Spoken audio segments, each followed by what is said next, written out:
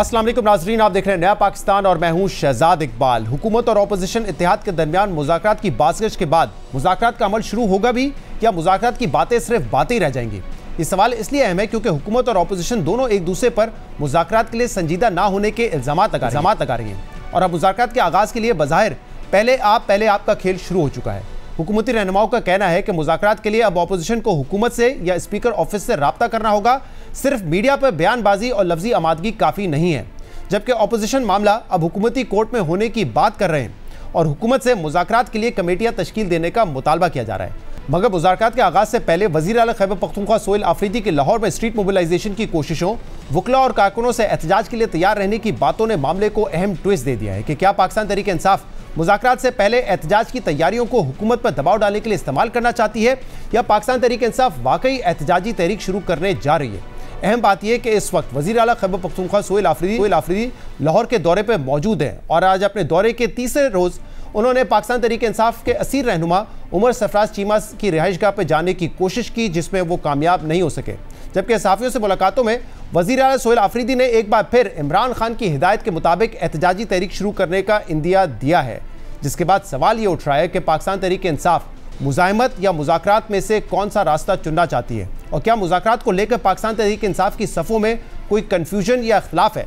कल जब हमने अपने प्रोग्राम में यही सवाल पाकिस्तान तहरीक इंसाफ के सीनियर रहनुमा असद कैसर से किया, जो तहरीक तहफ़्फ़ुज़ आईन पाकिस्तान के सेक्रेटरी जनरल भी हैं, तो उन्होंने कहा कि पाकिस्तान तहरीक इंसाफ में मुज़ाकरात पर कोई कन्फ्यूजन नहीं है, फैसला सबकी मुशावरत से किया गया है, जिस पर पाकिस्तान तहरीक इंसाफ और इमरान खान की बहनें भी ऑन बोर्ड हैं। कोई कन्फ्यूजन नहीं है और जो भी हमने बयानिया दिया है ये सबसे मशावरत है। इस पर तमाम पीटीआई की तमाम लीडरशिप के साथ मशावरत की गई थी। ऐसा तो मुमकिन नहीं है कि पीटीआई एक मशावरत में ना और अलायंस जो है ना कोई दूसरी बात करे, क्योंकि सबसे बड़ी पॉलिटिकल पार्टी अलायंस है। शफीउल्लाह जान साहब जो कि इंफॉर्मेशन मिनिस्टर की हैसियत रखते हैं केपी में, उन्होंने कहा कि पीटीआई कोई मुज़ाकरात नहीं कर रही, सिर्फ इमरान खान ने कहा है कि महमूद खान अचकज़ई साहब मुज़ाकरात करेंगे और तहरीक तहफ़्फ़ुज़ आईन पाकिस्तान बेशक मुज़ाकरात करे जिसमें आप भी हैं, लेकिन पीटीआई मुज़ाकरात नहीं करेगी। ये क्या मैं जो बात करता हूँ, मैं जो बात कर रहा हूँ वो पॉलिसी समझो, वो पीटीआई की भी पॉलिसी समझो, वो अलायंस की भी पॉलिसी समझो। क्या अलीमा खान साहबा बहनें भी अब ऑन बोर्ड है कि हाँ मुज़ाकरात कर रहे हैं हुकूमत से? देखिए बिल्कुल ऑन बोर्ड है। अचकज़ई साहब ने उनको मशावरत में शामिल किया है और वो ऑन बोर्ड है। ऑन बोर्ड है अलीमा खान साहबा भी, उनको कोई एतराज नहीं है। वो आप इनसे पूछे एतराज है या नहीं है, लेकिन ऑन बोर्ड है पूरी, उसमें जो है ना उनके साथ बात हुई है। आप सब एक ही पेज पर हैं? बिल्कुल एक पेज पे। असद कैसे कह रहे थे कि वो जो कहते हैं वो पाकिस्तान तहरीक इंसाफ की पॉलिसी है और पाकिस्तान तहरीक इंसाफ हुकूमत से मुज़ाकरात का फैसला कर चुकी है। दूसरी तरफ आज लाड़काना में सहाफ़ियों से गुफ्तगू में चेयरमैन पीपल्स पार्टी बिलावल भुट्टो जरदारी ने भी हुकूमत और अपोजिशन के दरमियान मुज़ाकरात की ज़रूरत पर जोर देते हुए कहा कि सियासी जमातों को सियासी रास्ते निकालने चाहिए। पाकिस्तान तहरीक इंसाफ के लिए पैगाम है कि वो इंतहा पसंदी की सियासत छोड़ दें। इन मामलों पर बात करने के लिए हमारे साथ मौजूद है सीनियर सहाफ़ी और तज्ज़ियाकार मंसूर अली खान, और इसके अलावा हमें ज्वाइन करेंगे मुस्तफ़ा नवाज़ खोकर साहब जो कि तहरीक तहफ़्फ़ुज़ आईन पाकिस्तान का हिस्सा भी हैं। आप दोनों का बहुत बहुत शुक्रिया ज्वाइन करने के लिए। मुस्तफ़ा साहब पहले आप फरमाइएगा, वज़ीर आज़म शहबाज शरीफ की तरफ से इस एक मरतबा फिर अपोजिशन को दावत दी गई कि आए मुज़ाकरात करते हैं, मसाइल का हल निकालते हैं बातचीत के ज़रिए, जिसका तहरीक तहफ़्फ़ुज़ आईन पाकिस्तान ने वेलकम भी किया और खैर मकदम किया आप लोगों ने। लेकिन फिर कल आपने सुना होगा कि एयाज सादिक साहब ने कहा कि लफ्ज़ी सिर्फ अग्रीमेंट से कुछ नहीं होता, आपको चाहिए कि आप स्पीकर के ऑफिस आएँ या हुकूमत से रब्ता करें। तो क्या आपको लग रहा है कि हुकूमत की जानिब से मुज़ाकरात को लेकर वाकई कोई संजीदगी है या नहीं? इसका तयन तो हुकूमत करेगी। वज़ीर आज़म ने जब स्टेटमेंट दी, तो वज़ीर आज़म एक हाईएस्ट ऑफिस है और उनकी तरफ से जब इस तरह की बात सामने आई तो जाहिर बात है उसके अंदर कोई ना कोई संजीदगी का पहलू तो होगा। और फिर कल आप बिलावल साहब की भी तकरीर जो उन्होंने गड़ी खुदा बख्श शहीद बीबी की बरसी में की, उन्होंने भी यही बात की कि सियासी मुफाहमत होनी चाहिए। और मीडिया पे भी कमोबेश पिछले 2-3 सालों में जो भी टॉक शोज हुए हैं, जो भी गुफ्तगू हुई है, उसका अल्टीमेटली इख्तिताम इसी चीज पे हुआ है कि पॉलिटिकल क्राइसिस को कम करने के लिए सियासी जमातों को आपस में बैठ के डायलॉग करना चाहिए।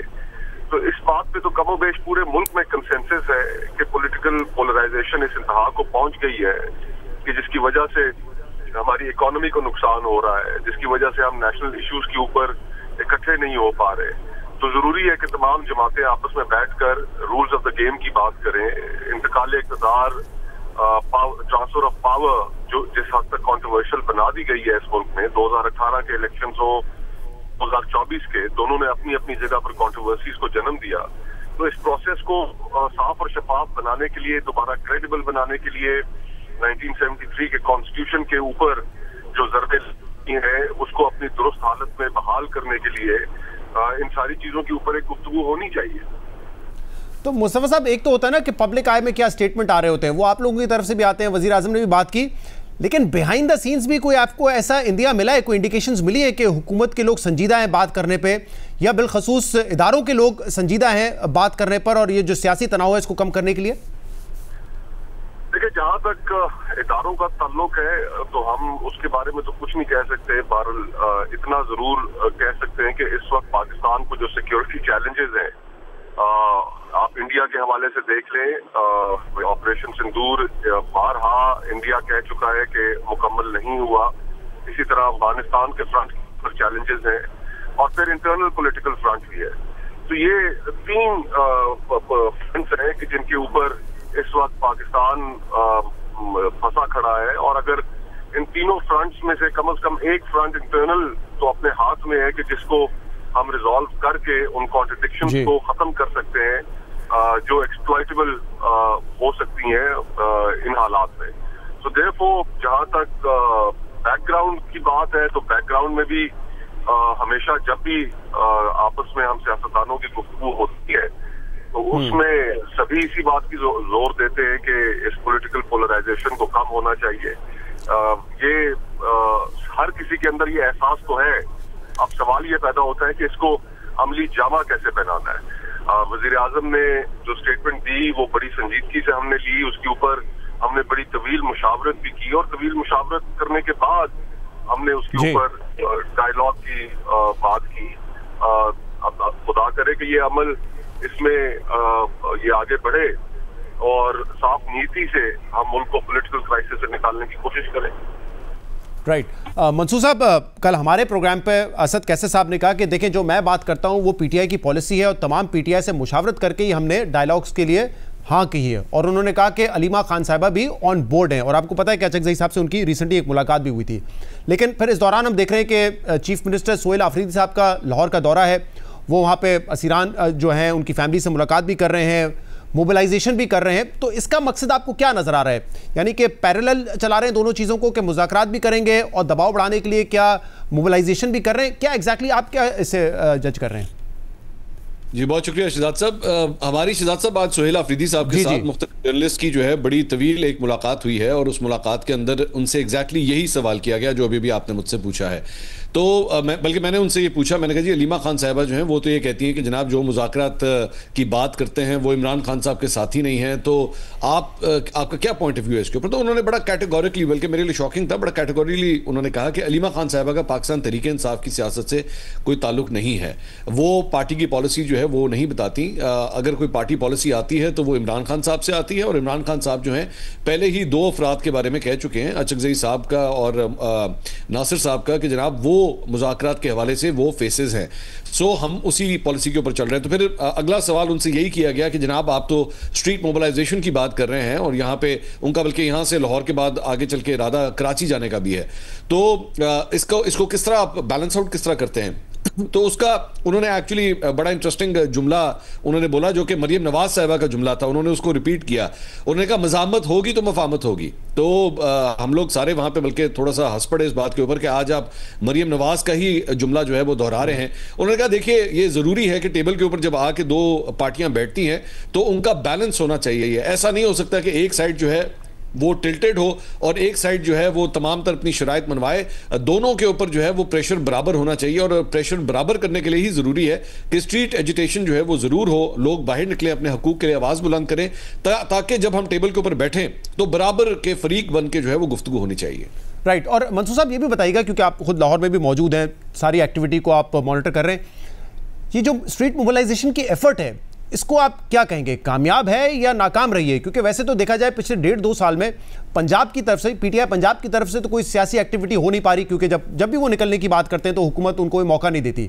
तो यहाँ पे एक स्पेस तो नजर आई है, लेकिन क्या उतनी बड़ी तादाद में लोग बाहर आ सके जिसको कहा जा सके कि हाँ कामयाब हो गए सोहेल आफरीदी साहब लोगों को बाहर निकालने में? नहीं, मेरे ख्याल में दो तीन फैक्टर्स हैं। पहली बात तो ये कि सुहेल अफरीदी साहब जो हैं वो उनसे ये पूछा गया कि जनाब क्या लोगों की तादाद के हवाले से क्या आप कहेंगे, तो उन्होंने कहा कि मेरा मेन मकसद तो यहाँ पे अपनी हाजिरी लगवाना था, जाके इजहार यकजहती करना था उन तमाम असीरान से के साथ, या बाहर से मैंने जाके खिताब करना था। यहाँ पे कोई रैली की तो हमारा कोई प्लान ही नहीं था, ना हमने कोई जलसे का प्लान किया, तो नंबर गेम के अंदर जो है वो मुझे ना लेके जाए, एक बात। दूसरी बात यह कि एक सवाल उनसे यह भी हुआ कि आपकी पंजाब की लीडरशिप है कहाँ पे। आलिया हमजा साहिबा इस वक्त अंडरग्राउंड है, हमाद अजहर साहब जो है वो एक्टिव नहीं नजर आते, वो भी अंडरग्राउंड हैं, दीगर लीडरशिप जो है वो कोट लखपत जेल में बैठी हुई है, तो यहाँ पे आखिर काम कर कौन रहा है पंजाब के हवाले से। तो उन्होंने कहा नहीं, यहाँ पे लोग मौजूद हैं, नईम हैदर पंचोता हैं, सलमान अकरम राजा हैं। तो हमने कहा जी वो तो इस्लामाबाद में होते हैं, वो तो लाहौर में होते ही नहीं है कि पंजाब की बॉडी को जो है वो देख सकें। दूसरा एक बड़ा इंटरेस्टिंग सवाल जो वहां पर उनके सामने हुआ, जिसके बारे में मेरे ख्याल में वो खुद भी एक्सपेक्ट नहीं कर रहे थे, वो ये था कि जहां पर उन्होंने मुख्तलिफ जगहों के ऊपर विजिट किया, मुख्तलिफ लोगों के पास गए, वहीं पर चौधरी परवेज इलाही जो पाकिस्तान तहरीक इंसाफ के सदर रह चुके हैं, उनके साथ मुलाकात कोई प्लान नहीं थी। और परवेज इलाही साहब आप जानते हैं कि पंजाब की सियासत में एक बहुत बड़ा नाम रहा है, साबिक चीफ मिनिस्टर हैं, काफ लीग को मतलब हेड करते रहे हैं यहाँ पे, तो उनके साथ कोई मुलाकात प्लान नहीं थी। तो उन्होंने कहा हाँ ये हकीकत है कि वाकई हमारी कोई मुलाकात प्लान नहीं की गई, बल्कि प्लान होनी चाहिए थी। सो एक तो लग ये रहा था कि प्लानिंग का भी फुकदान है, मुझे नहीं पता परवेज इलाही साहब के घर को डिलिबरेटली जो है इग्नोर किया गया, लेकिन जो तंजीमी ढांचा है जो इस वक्त बिल्कुल डिस्टर्ब हुआ है पाकिस्तान तहरीक इंसाफ का पंजाब के अंदर, ये एक बड़ा फैक्टर नजर आया कि इस सिलसिले में कोई प्लानिंग नहीं थी। और अगर नंबर गेम की हम बात कर भी लें, जो वो नहीं करना चाह रहे थे, तो कोई बहुत बड़े नंबर जो है वो नहीं आए। हाँ ठीक है, जहां पे वो गए वहां पे थोड़ी बहुत हशपश जरूर हुई, लेकिन लाहौरियों के हवाले से जो नंबर गेम जिस तरह मशहूर है वो अफरीदी साहब को कम से कम नहीं मिली। सही है। तो मुस्तफा साहब, जो मंसूर साहब बता रहे हैं चीफ मिनिस्टर से आज मुलाकात हुई और इस बारे में सवाल भी हुए, तो उन्होंने कहा कि इमरान खान पॉलिसी देते हैं। अब मसला ये कि इमरान खान साहब ने दो बातें की हुई हैं। एक तो वही कहते हैं कि अचकज़ई साहब के पास और अलामा नासिर साहब के पास अथॉरिटी है कि वो बातचीत करना चाहते हैं हुकूमत से, तो बिल्कुल करें।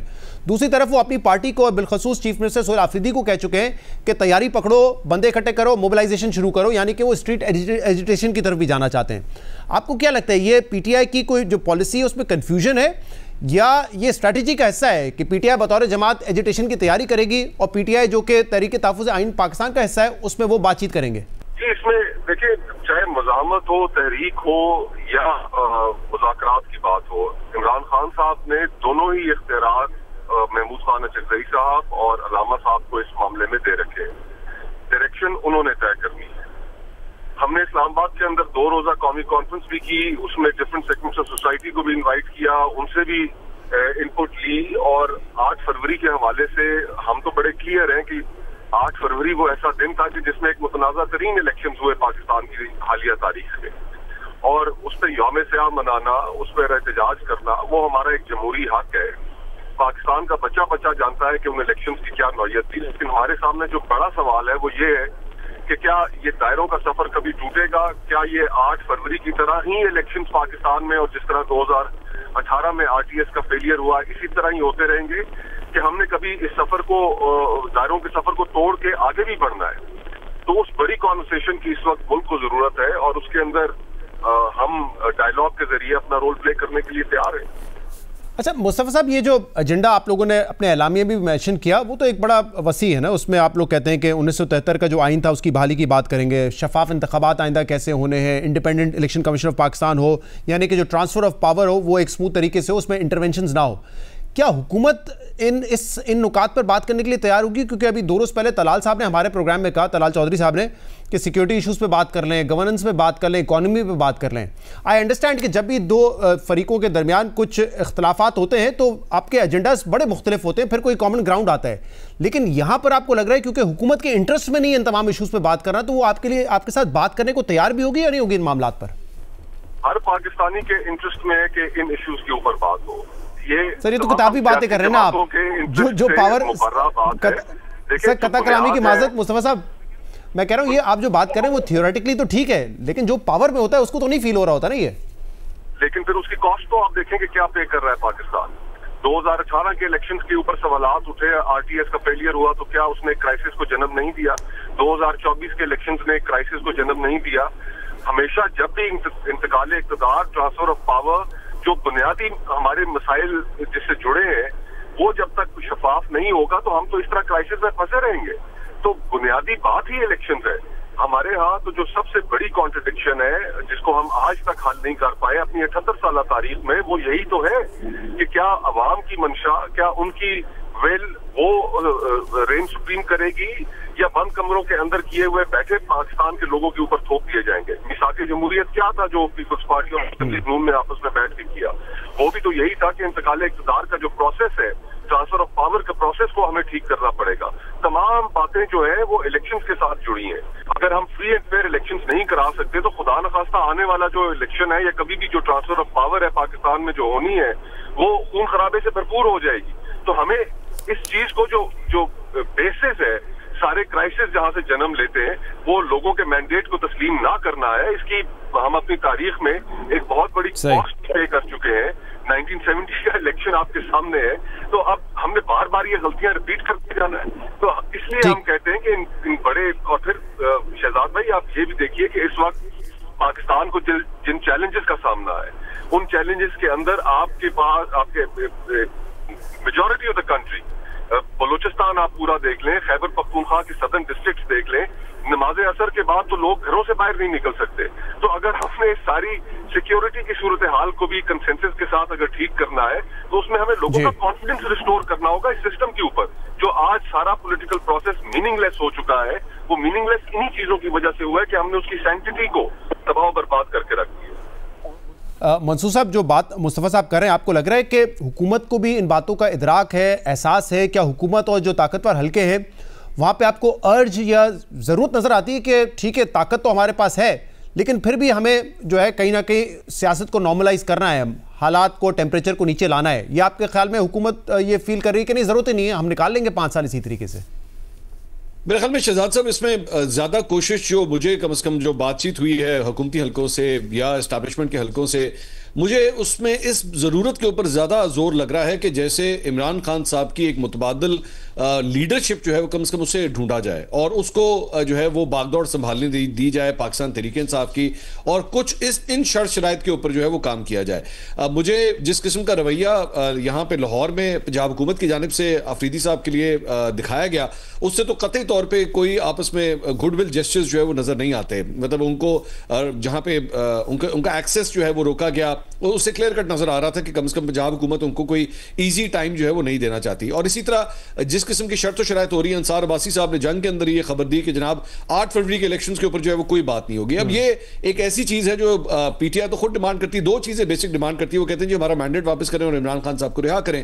तो 8 फरवरी के हवाले से तो पहले ही अभी मुज़ाकरात शुरू नहीं हुए और हुकूमती साइड से जो है वो ये कह दिया गया कि जी इस पर तो बात ही नहीं हो सकती। जब इस पर बात नहीं हो सकती, पीछे रह गया इमरान खान साहब की रिहाई, तो मेरे ख्याल में हुकूमत का तो वैसे ही वो स्टिकिंग पॉइंट है, वो इमरान खान साहब की रिहाई जो है वो क्यों अफोर्ड करेंगे या क्यों देंगे वो। सो इसलिए ये मूव इस तरह ये लग रही है जैसे फवाद चौधरी साहब या दीगर ऐसे अफराद जो बेसिकली कोशिश कर रहे हैं मुज़ाकरात की, उनके जरिए कोई लीडरशिप क्रिएट की जाए जो पाकिस्तान तहरीक-ए-इंसाफ की बागदौड़ को संभाले और स्ट्रीट एजुटेशन से जो है कम से कम दूर हो सके। जी मुस्तफ़ा साहब, जो मंसूर साहब कह रहे हैं कि उनको लगता है कि एक मुतबादल लीडरशिप तलाश करने की कोशिश की जा रही है विद इन पाकिस्तान तहरीक-ए-इंसाफ, इस तरह की अगर कोई कोशिश होती है तो वो आपको कामयाब होती नजर आ रही है, या जैसे कहा जाता है कि इमरान खान है तो पीटीआई है वरना कुछ नहीं है? मुतबादिल लीडरशिप तहरीक इंसाफ के अंदर जो भी आएगी उसका अंजाम इससे पहले जो तहरीक इंसाफ के अंदर से मुतबादिल क्यादत लाने की कोशिश की गई उसी तरह होगा। आप जरा माजी में पीछे चले जाएं, 1970 में जब मार्शल लॉ लगा उस वक्त से लेकर 1988 तक उस 10 साल के पीरियड में पीपल्स पार्टी के और शहीद बीबी के खिलाफ जितनी मुतबादिल क्यादतें लाने की कोशिश की गई उनका कुछ भी नहीं बना। नेशनल पीपल्स पार्टी भी उस वक्त बनाई गई थी। इसी तरह जो जमातें हैं इस वक्त इमरान खान साहब मकबूल तरीन पाकिस्तान के इस वक्त रहनुमा है, उनकी और बड़ी सख्ती वो बर्दाश्त कर रहे हैं, उनकी जमात सख्तियां बर्दाश्त कर रही है, उनका खानदान सख्तियां बर्दाश्त कर रहा है। तो इस पॉलिटिकल एनवायरनमेंट में जहां पर लोगों की सिंपथीज उनके साथ जुड़ी हो, कोई भी पॉलिटिकल एक्सपेरिमेंट कामयाब नहीं हो सकता। राइट, बहुत बहुत शुक्रिया। मुस्तफ़ा नवाज खोखर साहब और मंसूर अली खान साहब हमारे साथ मौजूद थे। मंसूर अली खान साहब की आज मुलाकात भी हुई है चीफ मिनिस्टर सोहेल आफरीदी से, वहाँ पे हुई जो सवाल जवाब है उसका भी उन्होंने जिक्र किया। प्रोग्राम में एक ब्रेक शामिल करते हैं, मजीद बात करेंगे। Stay with us.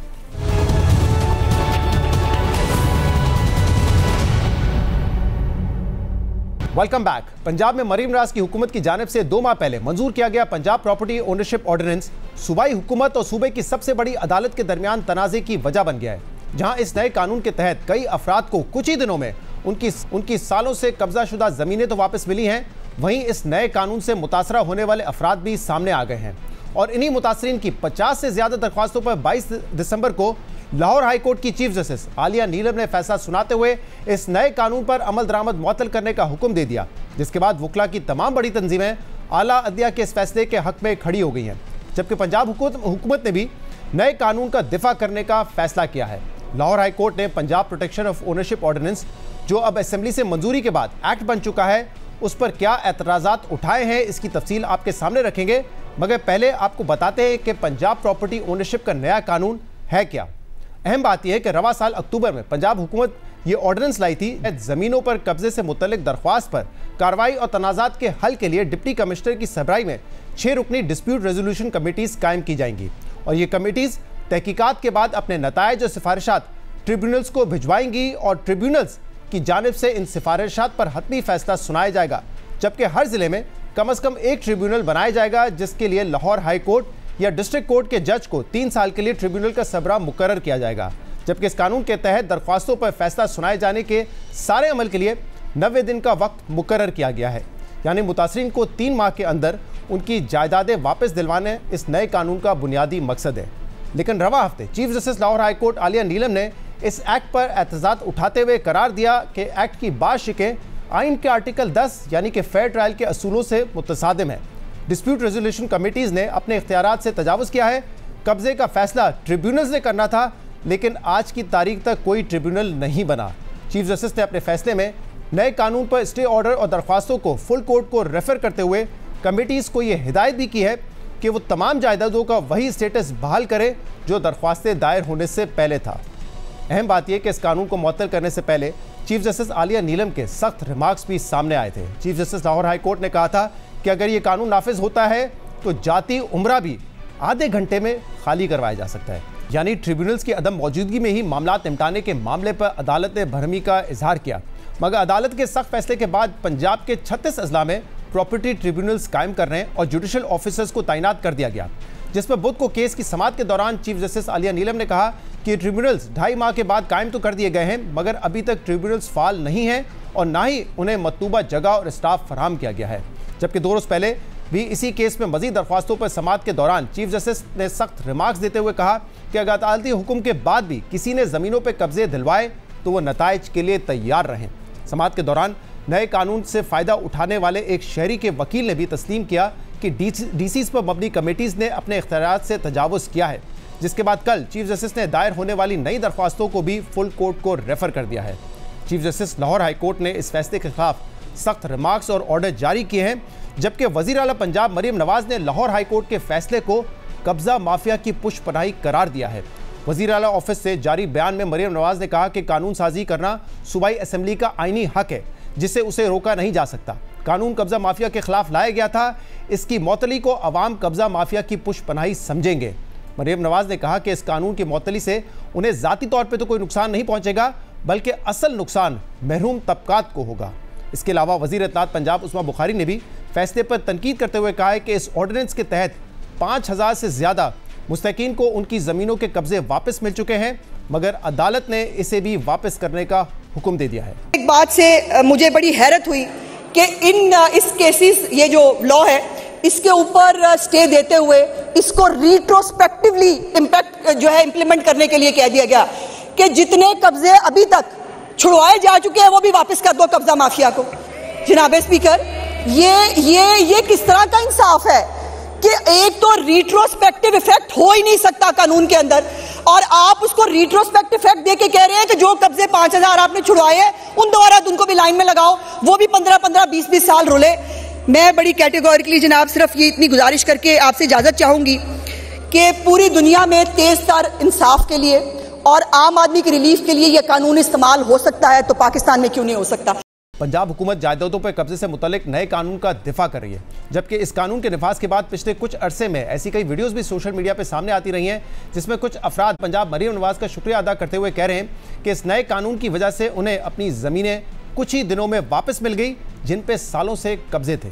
Nawaz Sharif साहिबा जो कि वजीर आला पंजाब है, उनके हम बहुत ज्यादा मशकूर हैं कि जिनके बनाए हुए कानून के तहत आज हमें ये कब्जा दिलवाया गया है। और ये इतना दुनिया का बेहतरीन कानून है कि हमारा कोई पैसा नहीं लगा और हमें जो है जमीन हमें मौका पर दिलवाई गई। 25 साल हमारी कोशिश थी लेकिन हमें कब्जा नहीं, और फिर हमें 25 साल तावान के साथ जो है ये कब्जा उन्होंने हमें दिलवाया। 8 दिन के अंदर अंदर हमारा कब्जा जो है ना वो वागजार हो गया अल्हम्दुलिल्लाह। 1 साल से हमें वो लोग तंग कर रहे थे, जाली उन्होंने पेपर बना लिए थे। इनके बाद हमने DRC को वो दी है एप्लीकेशन, और विद इन वीक जो है अल्हम्दुलिल्लाह में हमारी ज़मीन वापस मिल गई। ये जगह 2016 से दूसरे लोगों ने कब्जा किया हुआ था, तो CM साहबा ने जो नया कानून बनाया है उसके तहत अल्हम्दुलिल्लाह आज हमें इसका कब्जा मिल गया है। मैं जाते मरियम नवाज दी कंप्लेन जी खुली मैं उनके दरखास्त दी है। DPO AC बाबर नगर DC सारा ने मेरी हेल्प करते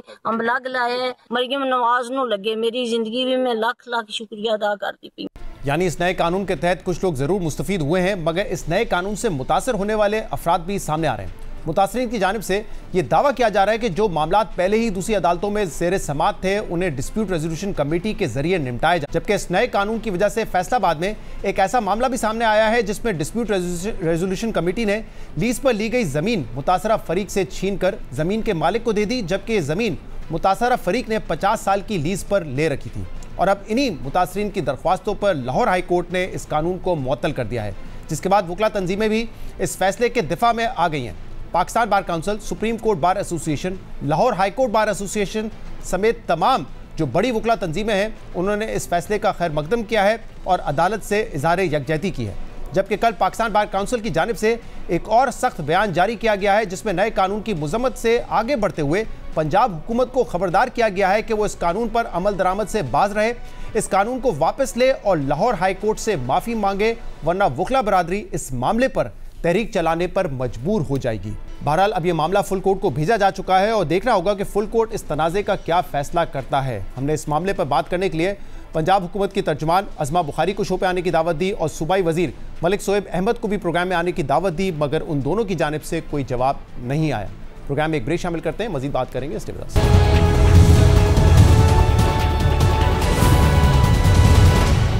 वेलकम बैक। भारतीय वज़ीर-ए-आज़म नरेंद्र मोदी के 10 साला दौरे हुकूमत में हर अक़लियत बिलखसूस मुसलमानों के खिलाफ नफरत अंगेज़ी और तशद्दुद के वाक़यात तो सामने आते रहे हैं, मगर रवां साल क्रिसमस के मौके पर भारत के मुख्तलिफ शहरों में मसीही बरादरी के खिलाफ नफरत और तशद्दुद के वाक़यात में हैरान कुन इजाफा देखा गया है, जिसमें दुनिया भर से मजहबी हकूक़ के लिए काम करने वाली तंजीमों और बैनुल-अक़वामी मीडिया की जानिब से तशवीश का इजहार करते हुए भारत पर पाबंदियों का मुतालबा किया जा रहा है। पिछले एक हफ्ते के दौरान भारत में क्रिसमस के मौके पर BJP, RSS और बजरंग दल समेत दीगर हिंदू इंतहा पसंद तंजीमों की जानिब से उत्तर प्रदेश, मध्य प्रदेश, छत्तीसगढ़ और केरला समेत दीगर रियासतों में क्रिसमस की तकरीबात निशाना बनाया गया। तकरीबात में शामिल मसीही शहरियों को तशद्दुद का निशाना बनाया गया। गिरजाघरों में घुसकर पादरियों के साथ हाथापाई की गई, क्रिसमस ट्रीज को उखाड़ा गया, हजरत ईसा अलैहिस्सलाम के खिलाफ गुस्ताखाना अल्फाज कहे गए, मसीहों से जय श्री राम के नारे लगाने और हनुमान चालीसा पढ़ने के मुतालबात किए गए। और सिर्फ यही नहीं, एक तकरीब में तो BJP की मकामी ओहदेदार की नाबीना मसीही लड़कियों से हाथापाई के अफसोसनाक मनाजिर भी देखे गए। और ये वाकया जब पेश आ रहे थे तब तो पुलिस खामोश तमाशा ही बनी रही, मगर अब कहा जा रहा है कि पुलिस की जानिब से कई इंतहा पसंदों को गिरफ्तार किया गया है। यानी BJP के दौरे हुकूमत में मुसलमानों के बाद दिन ब दिन ईसाइयों पर भी जमीन तंग की जा रही है, जिसकी एक ताज़ा मिसाल भारतीय खातून क्रिकेटर जमामा रोड्रिगेज की है, जिन्होंने भारत के हालिया वुमेन्स वर्ल्ड कप का सेमीफाइनल जितवाने के बाद पोस्ट मैच तकरीब में बाइबल पढ़ने और अपनी इनिंग्स जीसस क्राइस्ट के नाम करने की बात की, तो उसके बाद हिंदू इंतहा पसंदों ने सोशल मीडिया पर उनके खिलाफ मुहिम चलाना शुरू कर दी। भारत में भी जनूनियत के हवाले से अमरीकी वफाकी agency US commission on international religious freedom ने अपनी सालाना रिपोर्ट में भारत में मजहबी शिद्दत पसंदी को हासिल रियासती सरपरस्ती पर तशवीश का इजहार करते हुए भारत पर पाबंदियां आयद करने की सिफारिश की है। कमीशन ने अपनी रिपोर्ट में करार दिया है कि पिछले साल जून में BJP और भारतीय वज़ीर-ए-आज़म नरेंद्र मोदी ने सियासी हिमायत हासिल करने के लिए मुसलमानों और दीगर मजहबी अक़लियतों के खिलाफ नफरत अंगेज बयानिया और गलत मालूमात फैलाई और मजहबी अक़लियतों के खिलाफ तशद्दुद, टारगेट किलिंग और इबादत गाहों को मस्मार करने जैसे हमलों को हवा दी थी। रिपोर्ट में कहा गया है कि 2014 से 2024 तक BJP हुकूमत ने ऐसी फ़िरकावाराना पॉलिसियाँ नाफिज की हैं जिसका मकसद भारत को एक हिंदू रियासत बनाना है। रिपोर्ट में अमरीकी हुकूमत से ये सिफारिश की गई है कि वो भारत को मजहबी आज़ादियों की संगीन खिलाफ वर्जियों पर काबिल तशवीश मुल्क करार दे और भारत पर टारगेटेड सैंक्शंस लगाने के साथ भारतीय खुफिया एजेंसी रॉ के असासे मुंजमद किए जाएं, यानी बैनुल अक़वामी तंजीमें भारत को अक़लियतों के लिए एक गैर महफूज मुल्क करार दे रहे हैं, जबकि इंसानी हकूक़ पर काम करने वाली तंजीम citizen for justice and peace के आदाद शुमार भी मजहबी अक़लियतों के खिलाफ संगीन सूरत हाल को जाहिर कर रहे हैं। Citizen for justice and peace की रिपोर्ट के मुताबिक जून 2024 से जून 2025 के दौरान मुल्क में मजहबी अक़लियतों के खिलाफ 950 से ज़्यादा नफरत अंगेज़ी के वाक़यात रिकॉर्ड किए गए हैं और अक्सर वाक़यात में बीजेपी से मुंसलिक अफराद मुलव्वस पाए गए हैं। आज के प्रोग्राम में इतना ही। शो से इजाज़त दीजिए। अल्लाह हाफ़िज़।